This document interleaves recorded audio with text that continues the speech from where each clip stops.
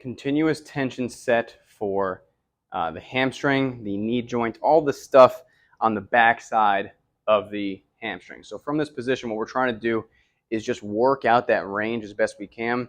Usually this is paired with some sort of knee car in this position, so they'll probably have that paired along with this.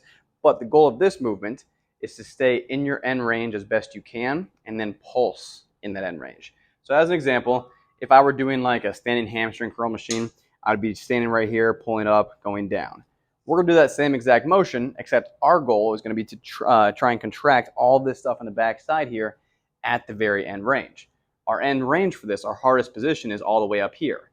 So what we're going to do for a good solid 90 seconds to 120 seconds, so almost up to 2 minutes, is we're going to pulse here at the end range, just trying to really squeeze and contract everything on the back side of that knee and make sure that I'm not leaning too far forward here, not arching the low back, keeping everything neutral as best we can, just to work on some of that connective tissue stuff on the back side of the hamstring.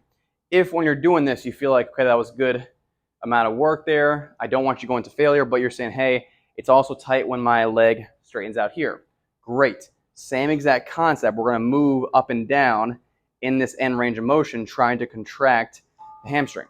We're not adding load necessarily, but if it feels like you can get a little bit more out of it, then by all means, grab a band, wrap it twice or once around the rack in some way, shape, or form.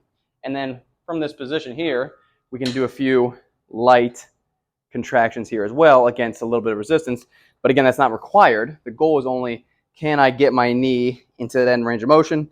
Can I contract the stuff in that end range of motion? And can I guide some of that tissue to either a better contractile state or just heal some of that tissue that might have been injured?